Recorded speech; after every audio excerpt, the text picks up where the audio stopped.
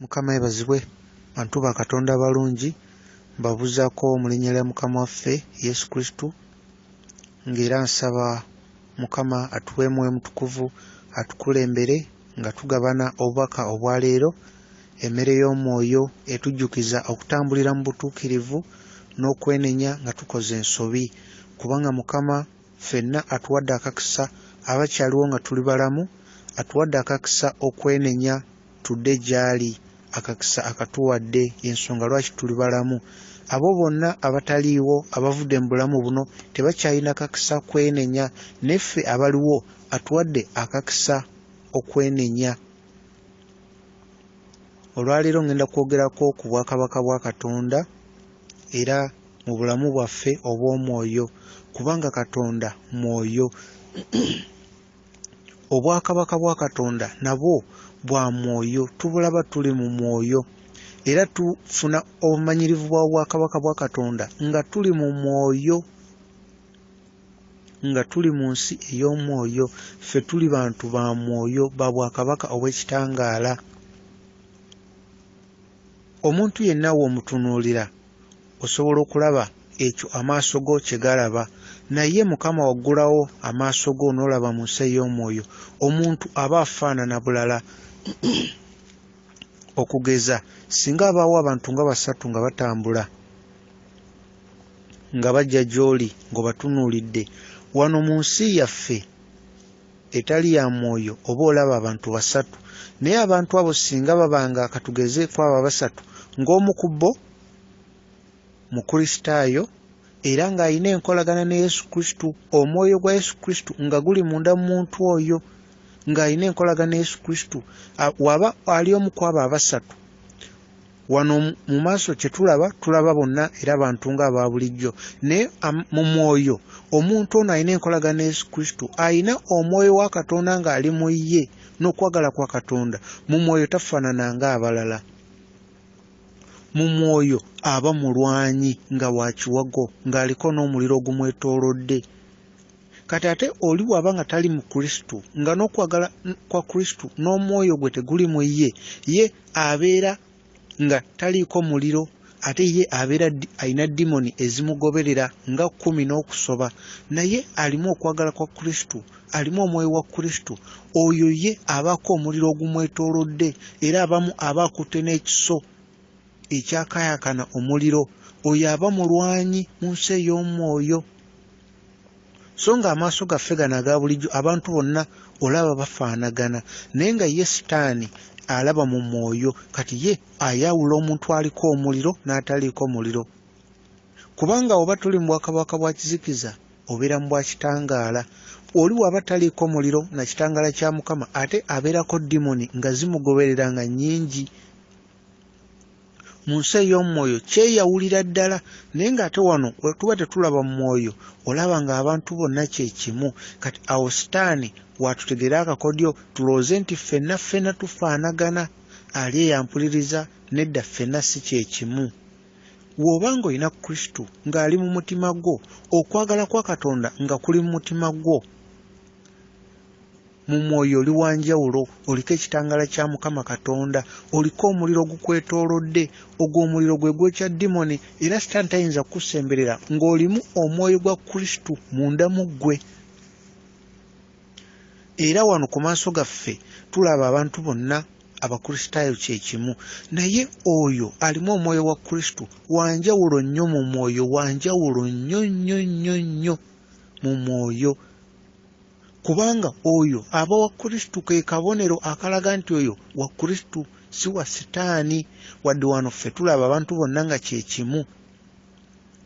Kyova olaba mu Bayibuli mu kitabo kya Romans chapter 8 verse 9, Bayibuli etulaga nti oyo ataliimu mwoyo wa Kristo si wa Kristo, oyo ataliimu. Kati weebuuze, omwoyo wa Kristo ali munda mu ggwe? Yesu Kristo omwoyo gwe guli munda mu ggwe? Okakasa mweguli? Okisuubira, okiteebereza oba okiwulira? Kubanga kyawukana okumanya ebyawandiikibwa byokka n'okumanya omwoyo n'okufuna obumanyirivu bwa Yesu Kristo oyo ali munda mu ggwe. Mu byawandiikibwa tusobola okumanya ebikwata ku Katonda, ebikwata ku Yesu Kristo, tusobola obimanya mu byawandiikibwa. Naye ebyawandiikibwa tebisobola kuleeta Yesu Kristo n'abeera munda mu ffe. Ekyo kya bumanyirivu, kijja na kutambulira mu butuukirivu. Okutambulira mu butuukirivu kitegeeza ekigambo kiri kye tusoma mu Bayibuli tukitadde mu nkola ne tukifuula omutindo obulamu bwaffe kwe butambulira. Ekyo kye kisumulula amaanyi agali mu kigambo. Ekyo kye kisumulula amaanyi agali mu kigambo. Olwo tuba bantu ba mwoyo kuba ffe tetuli bantu ba nsi eno. Ate era ne mu Bayibuli bw'osoma mu Yokaana, bw'osoma mu kitabo kya Yokaana chapter 5 verse 39 n'osoma verse 40 ne 41, Yesu Kristo yagamba Abayudaaya nti basoma n'obwegendereza ebyawandiikibwa nga balowooza nti ebyo bijja batwala mu bulamu obutaggwaawo. N'abagamba nti ebyawandiikibwa biwa bujulizi ku bimukwatako, naye bagaana okukkiriza okutwala Yesu Kristo bafune obulamu. Awo kye yali abagamba nti ebyawandiikibwa babisomye era bakugu mu byawandiikibwa, naye ebyawandiikibwa byogera ku Kristo, byogera ku bimukwatako, naye ye kennyini omufuna ofune obulamu obutaggwaawo olina kweyawula ku bintu bya nsi eno, oba olina kweyawula ku bintu bya nsi eno. Olwo n'okkiriza ye Yesu Kristo, oba olina kweyawula mu bintu bya nsi eno n'okkiriza ye. Kubanga wetusoma mu Yokaana ekisooka 1 John n'osoma 1 John chapter 2 verse 15 ne verse 16 wagamba nti toyagala bintu bya nsi eno, era wagamba nti oyo yenna ayagala ensi eno okwagala kwa Katonda kitaffe tekuli mu ye. Ebintu byonna mu nsi, okwegomba kw'omubiri, okwegomba kw'amaaso, amalala ag'obulamu, tegava eri Katonda kitaffe naye gava mu nsi eno. Era wagamba nti eno ensi n'okwegomba kwayo byonna bijja kuggwaawo, naye oyo akola Katonda kyayagala agenda kubeerawo emirembe n'emirembe. Bino byonna byogera ali ampuliriza muganda wange mu Kristo nga ngezako okulaga nti tulina okuyaayana okubeera abantu ab'omwoyo. Yesu Kristo waddala era oba olina enkolagana osobola okwawula nti kati waali antaddeko omukono ku kibegaabega, waali kati ambuuzaako, oba olina enkolagana nga si yakubuusabuusa, era omulala gw'ogamba nga ye amanyi byawandiikibwa, bambi ayinza n'okugamba oli mulalu ne byogera tobimanyi. Naye ng'ate obwakabaka bwa Katonda buba munda mu ggwe okusobola okufuna obumanyirivu obwo. Ngera ne Bayibuli etulaga mu kitabo kya Ecclesiastes chapter 3 verse 11 etulaga nti obwakabaka bwa Katonda abutadde mu mutima gwo, mu mutima gwo. Ne wasoma Luke chapter 17 verse 21 era eddamu ekintu kye kimu. Yesu Kristo ali munda mu mutima gwo, obwakabaka bwa Katonda abutadde mu mutima gwo. Wetusoma mu Yokaana chapter 14 verse 20 era Mukama waffe Yesu Kristo akituddiramu n'agamba ye kennyini nga bw'ali mu Katonda kitaffe, naawe oli mu Kristo ne Kristo ali munda mu ggwe. Era ng'ekyokubaawo kisabe busabe Mukama ajja kikuwa, kisabe ng'okijja mu mutima gwo ng'okitegeeza, Mukama ajja kikuwa. Kuba mu Matthew 7:7 Mukama atugamba oyo asaba ajja kuweebwa, w'omunoonya osobola omuzuula, era bw'okonkona oluggi lujja kuggulirwawo. Buli asaba, Matthew 7:8, buli asaba aweebwa, buli asaba. Yokaana 14:23 watulaga nti Katonda kitaffe ali mu ffe, Yesu Kristo ali mu ffe, ne Mwoyo Mutukuvu ali mu ffe. era nga kino kye kiseera tulina okwenenya tudde eri Mukama kuba obwakabaka bwa Katonda buli kumpi nnyo naffe.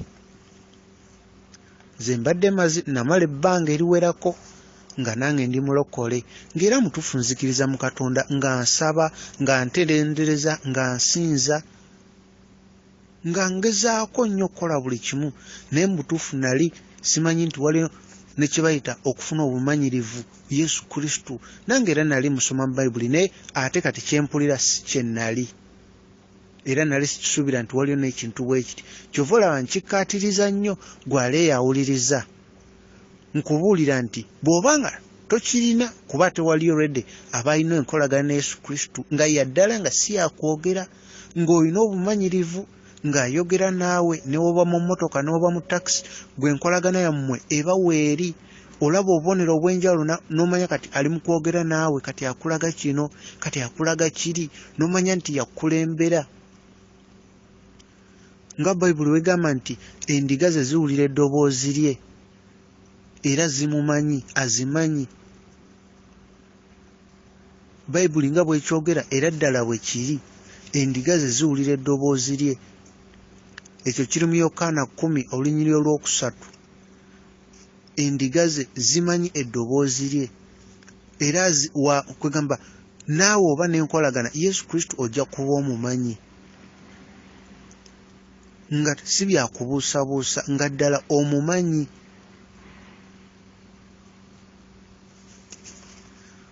Tulina okutambulira mu butuukirivu n'okwenenya ng'okoze ensobi. Enkolagana eyo okusobola oginyweza, enkolagana eyo okusobola ogibeezaawo, tulina okutambulira mu butuukirivu. Eddakiika emu w'oviira mu nkolagana naye omanya nti kati taliiwo, okiwulira mangu munda mu ggwe n'omanya kati taliiwo, n'omanya kati nina okwenenya, era kikuluma nnyo mu mutima ng'olaba ovudde ku Mukama. Oba omenye mu ssaala obanga kuba okubeera ne Mukama obeera nako kwegamba kusaba, obeera buli kiseera ng'oli mu kusaba enkolagana naye, oba osaba obutaweera naye nga si mu kusaba nga nze bwe nali nkumanyi nti okusaba obeera oba mu kifo kimu n'ofukamira n'osaba. Yesu okwo okusaba si kubi, naye okusaba nga toweera obeera osaba mu mwoyo, obeera osaba mu mwoyo. Mukama mwoyo, tulina omusaba nga tusaba mu mwoyo. Twetaaga okwagala kwa Katonda kubeere mu mitima gyaffe, mu mutima gwo. Yokaana 5:42. Twetaaga okwagala kwa Katonda kubeere mu mutima olwo tusobole okubeera n'enkolagana naye kubanga ffe twayonoona. Kati Yesu Kristo ajja mu mutima gwaffe n'agifuula ennyumba ye n'atuula mu mutima gwaffe. Kati olw'okuba ffe twayonoona tuba tetukyasobola genda mu maaso ga Katonda Kitaffe, naye Yesu Kristo ali munda mu ggwe, oyo yagenda mu maaso ga Katonda era Katonda n'akuwa ebyo ebya Kristo kubanga ye yasasula omuwendo, ffe twayonoona. Kati w'obeera mu ye n'abeera mu ggwe, Katonda Kitaffe awakutunuulira alaba omwana we mu ggwe era n'akuwa ebyo by'alina okuwa omwana we. Tujjukire Katonda kwagala era okuviira ddala mu kutondebwa kw'ensi eno olw'okwagala yatuwa ekitangaala. Mu kutonda yasooka kitangaala, ekyava mu kitangaala okusookera ddala ekitangaala kyava mu kwagala kuba buli kimu kye yatonda yakitonda na kwagala, era olw'okwagala yateekawo ekitangaala. Okuva mu kitangaala mwavamu obulamu. Kati naffe bwe kiri, okwagala kwa Katonda kulina kusooka kubeera munda mu ffe, kwe kujja okuvaamu ekitangaala. Ekitangaala ekyo kye kijja okuvaamu obulamu. Mu buli kimu kye tukola kibeeremu obulamu, ebigambo bye twogera bibeeremu obulamu. Ekyo kye yayogera nti mu mitima gyaffe mujja kuvaamu emigga gy'amazzi ag'obulamu, bwe kityo bwe kijja okubaawo. Naye nga okwagala kwa Katonda kulina kusooka kubeera mu mutima gwo munda, kubanga omutima gwaffe y'empuliziganya ne Katonda. Omutima gwaffe y'empuliziganya kubanga kyengeza kuga empuliziganya gye tukosa n'abantu abalala si yemu gye tukosa ne Katonda. Osobola okuba ng'oyogera n'omuntu naye ng'ate essaawa yemu owuliziganya ne Katonda, ng'omuwulira ng'ate naawe oyogera naye, kuba empuliziganya si yemu. Wano omuntu ono oba oyogera naye nga bulijjo ng'eddoboozi ly'owulira naye ng'ate ggwe mu mwoyo oli kwogera ne Katonda. Empuliziganya si yemu. Obwakabaka bwa Katonda bulina okubeera munda muffe mu mitima gyaffe. Ekyo kyogerako Ecclesiastes chapter 3 verse 11. Obwakabaka bwe yabuteeka mu mutima gwaffe, mu mutima gwo,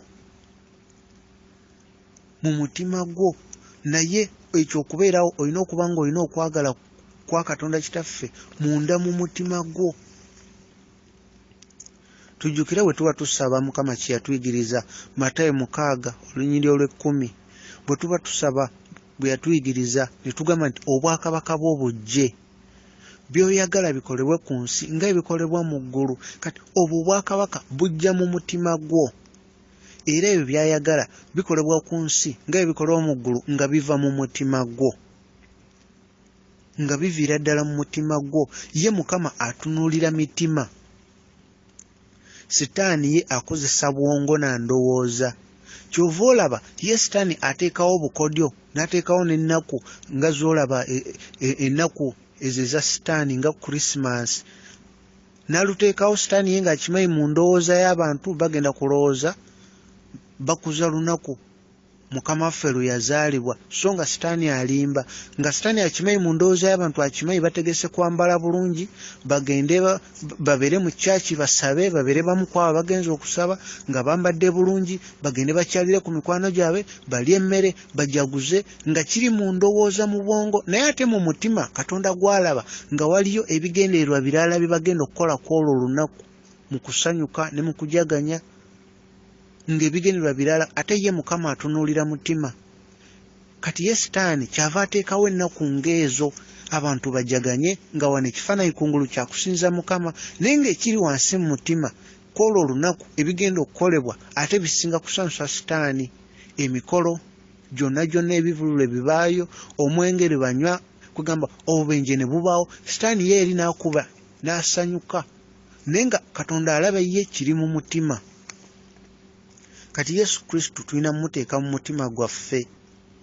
Tujjukire Holy Spirit, Mwoyo Mutukuvu ayagala kubeera mu soolo yaffe, mu soolo, kuba soolo yaffe yatondebwa mu kifaananyi kye. Katonda kitaffe ayagala kubeera mu spirit, kuba ffe tuli mu spirit. Mu nsi ey'omwoyo ekifaananyi omulabe kyalaba ng'wenna oyaka omuliro eyebeera spirit. Ekyo ekifaananyi kya Katonda kitaffe. Era gemaanyi kwe kwagalira kikitangaala. Wano mubiri tulina kubeera mubiri gwa Kristo. Obwakabaka bwe oluba buli ku nsi muffe. Ekyo kyayagala kisobola okukolebwa mu nsi nga kikolebwa mu ggulu, nga tujjudde, nga tukuze wamu naye, nga ye waali omu Katonda waffe, Mukama waffe nga waali omu ne kitaffe, naffe tubeere omu naye, naffe tubeere omu naye. Tujjukire Bayibuli kyeryogerako mu bikolwa by'abatume chapter 17 verse 24 ne 25. Watugamba nti ye Katonda eyatonda eggulu na buli, eyatonda ensi na buli kimu ekirimu. Ye Katonda w'eggulu n'ensi. Tabeera, Bayibuli ekose tempo, ekigambo tempo, naye nsobola kugamba tabeera mu oba nnyumba ezimbibwa abantu abuntu. Era emikono gyaffe, emikono gy'abantu tekisobola kuweereza byetaago bye. Ekyo kitulaga nti Katonda mwoyo, kyongera tulaga nti Katonda mwoyo. Bino bye tulaba n'amaaso tekitegeeza nti Katonda abeera munda mu kizimbe omwo mu kanisa. Katonda mwoyo, omwoyo gubeera buli wamu. Sigamba nti ekanisa mbi, kyaki mbi, naye kyengezako okulaga omulabe Sitaani alinyisizza omutindo. Ayagala otuteekamu endowooza nti w'olaba church, ekkanisa, ekizimbe, olowooze Katonda ali omwo munda. Katonda mwoyo, ayagala kutuula mu mutima gwo, kuba manyi buli kyokola kiva mu mutima gwo.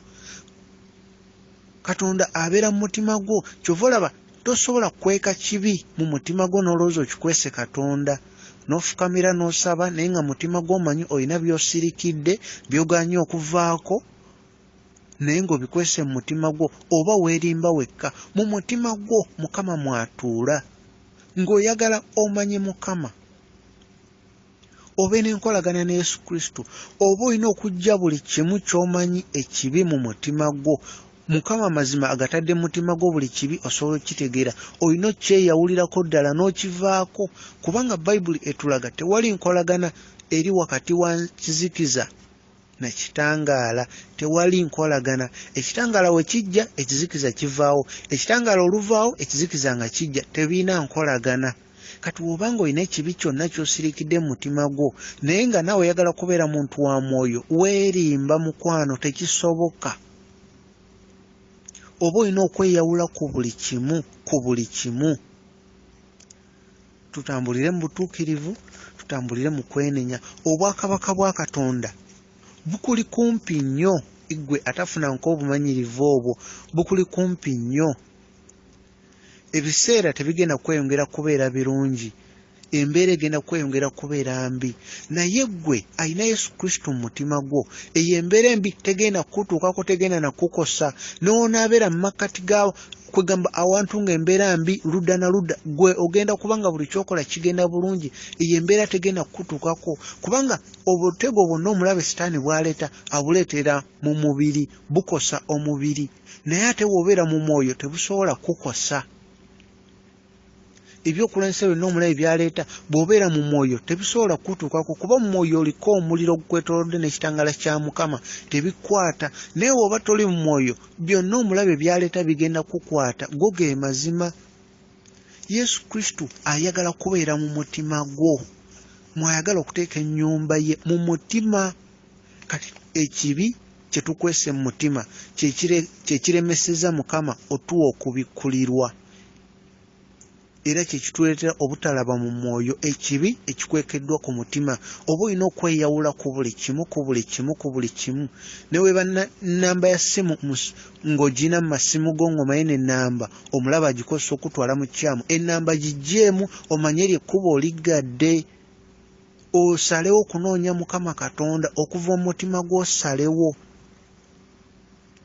Yesu Kristo ayagala okuba n'enkolagana na buli omu nga kinoomu obe n'enkolagana kuba ye kitaffe tulina okujja gy'ali ng'abaana abato abakyayiga era abeetegefu okuyiga naye Katonda waffe mutuukirivu ayagala tutambulire mu butuukirivu ayagala tukole buli kimu kye tusobola okuva ku kibi ayagala tumusabe atuwe obusobozi okuva ku kibi ayagala tumusabe ayoleke amaanyi ge mu bunafu bwaffe kuba ffe tetusobola naye ye yatuwa obusobozi tutambulire mu butuukirivu awatali butuukirivu tewali agenda kulaba Mukama Katonda obwakabaka bwa Katonda buli abutadde mu mutima gwo bw'otambulira mu butuukirivu obanga ataddeko switch obwakabaka bwa Katonda obwo ne butandika okweyoleka